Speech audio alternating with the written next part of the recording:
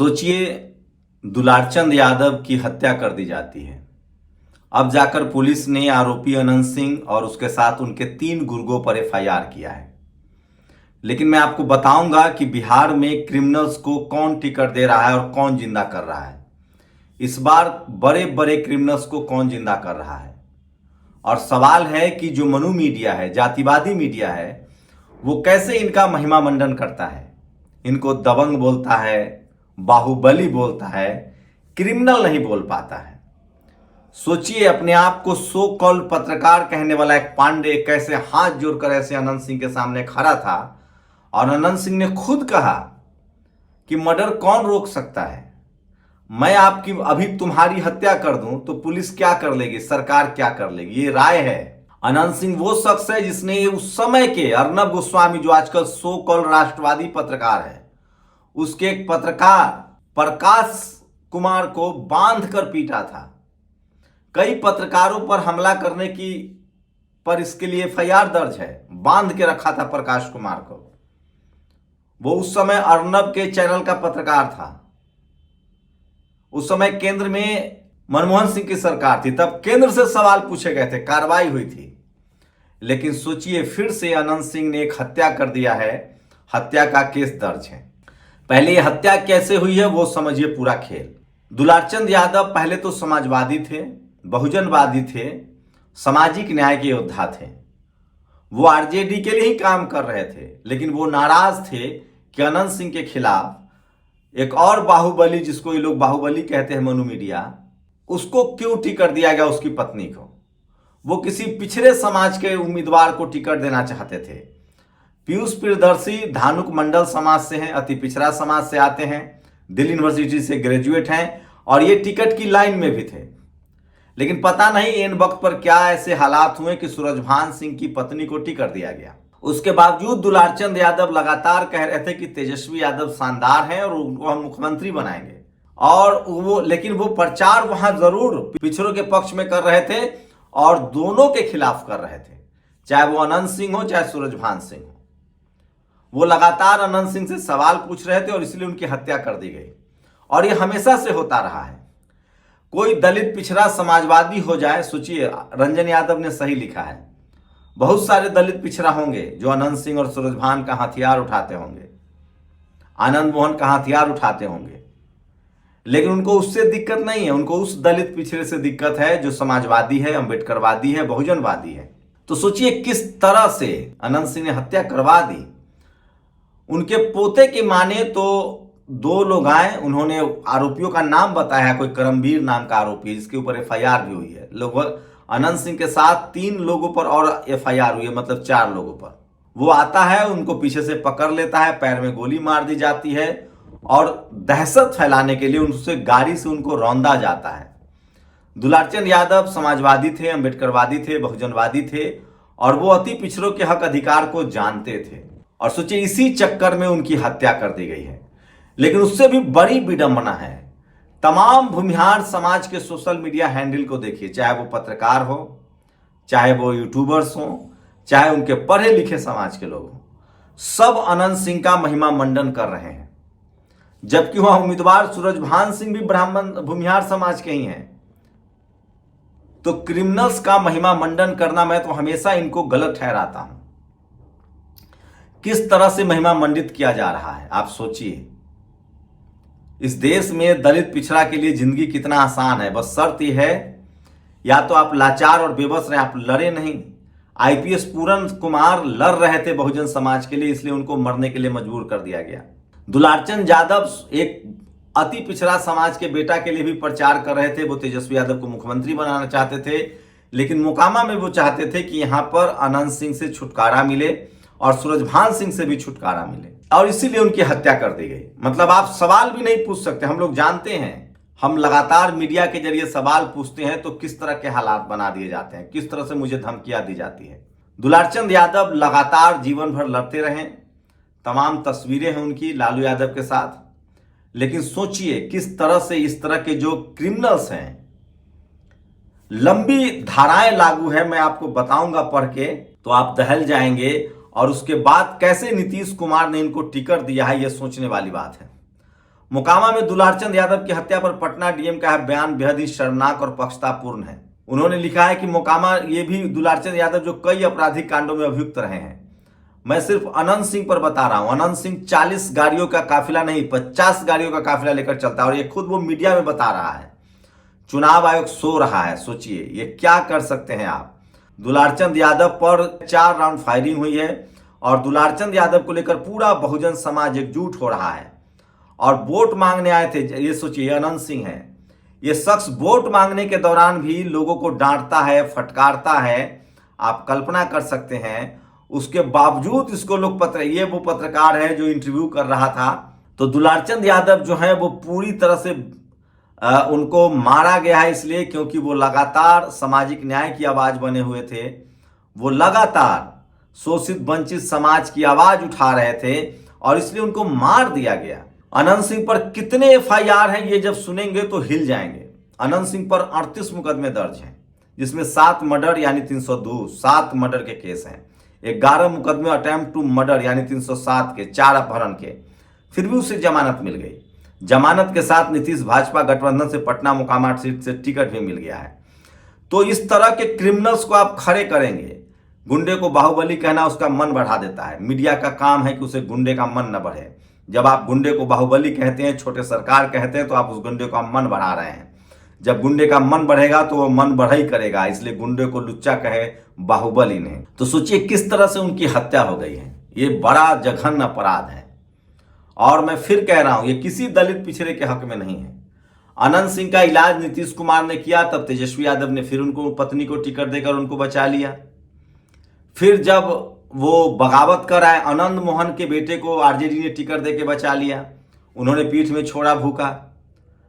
अखिलेश यादव के खिलाफ राजा भैया चले गए। मैं फिर कह रहा हूं सूरजभान सिंह भी कोई सगा नहीं साबित होंगे आरजेडी के। बहुजन समाज को किसी भी क्रिमिनल के साथ खड़ा नहीं होना चाहिए। तो एक बड़ी गलती हुई है। सोचिए आनंद मोहन को कैसे बचा लिया गया। एक दलित डीएम के हत्याकांड का वो दोषी था वो शख्स, उसके बाद कानून बनाकर उसको रिहा कर दिया गया। अनंत सिंह को अभी नीतीश जी ने जेल से निकाला था क्योंकि अनीता महतो को मुंगेर में चुनाव हराना था नीतीश कुमार। तो नीतीश कुमार कोई दूध के धुले नहीं है। एक अति पिछड़ा समाज का बेटा के लिए दुलारचंद यादव चुनाव प्रचार कर रहे थे। सारे दलित पिछड़ों को एकजुट होना चाहिए और किसी भी क्रिमिनल को वोट मत दीजिए, चाहे वो किसी पार्टी से हो, किसी जाति का हो। और मैं फिर कह रहा हूं इस देश में अभी भी दलित पिछड़े किसान आदिवासी अल्पसंख्यक क्रिमिनल नहीं बन सकते हैं। अमित शाह किस मुंह से ओसामा साबुद्दीन के बेटे ओसामा को कटघरे में घेर रहे हैं। लेकिन तेजस्वी यादव ने एक काम तो किया था कि उन्होंने अनंत सिंह को टिकट नहीं दिया था, उनकी पत्नी को लड़ाया था। जैसे अभी भी इतनी लो क्लास तो बची हुई है। सूरजभान सिंह को टिकट नहीं दिया, उनकी पत्नी को टिकट दिया है। लेकिन नीतीश कुमार ने तो सारे आंकड़े झुठला दिए। उन्होंने तो बाकायदा अनंत सिंह को टिकट थमा दिया है। बताइए। तो दुलारचंद यादव की इसलिए हत्या हुई क्योंकि वो शोषित वंचित की आवाज थे। आप सोचिए मुन्ना शुक्ला जो जेल में बंद है, उनकी बेटी को आरजेडी ने टिकट दिया। चलिए बच्चे का तो समझ में आता है, लेकिन जब मुन्ना शुक्ला को टिकट दिया गया था तब मैंने विरोध किया था। आज तो आप सहमत होंगे कि क्रिमिनल का हम उनके बच्चे को दोषी नहीं मान रहे हैं।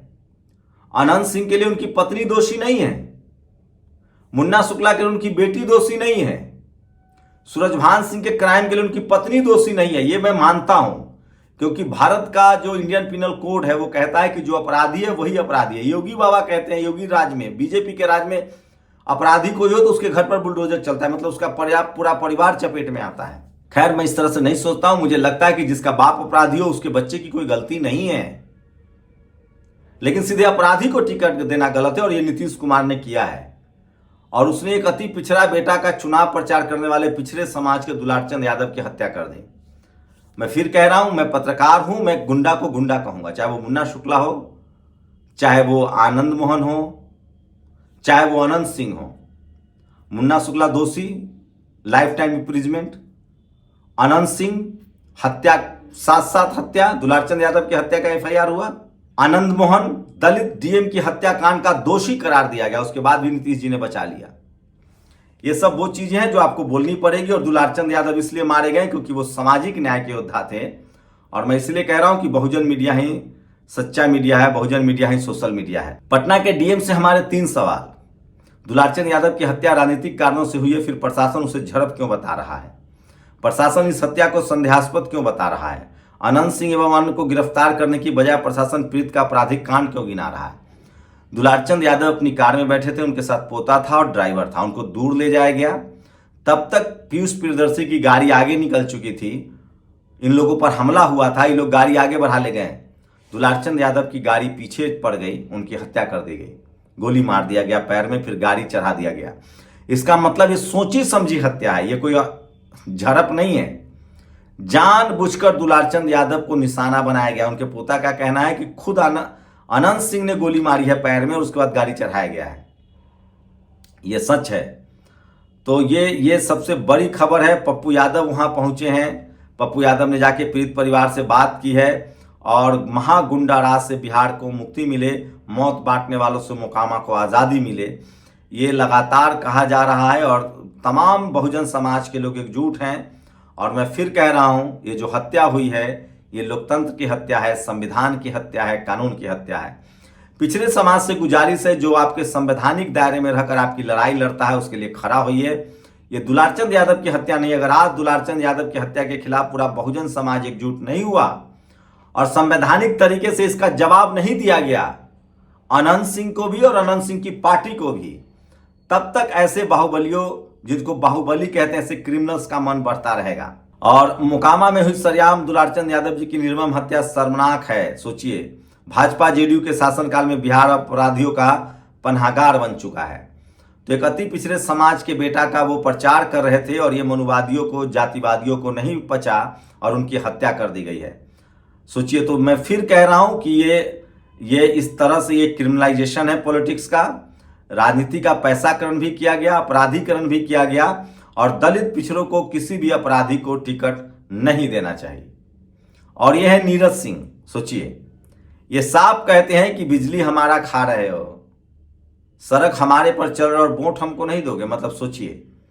तो ये नीतीश कुमार की पार्टी में है, भूमिहार समाज से आते हैं और सजाप्ता गैंगस्टर अनंत सिंह पर कुल 38 मुकदमे दर्ज हैं।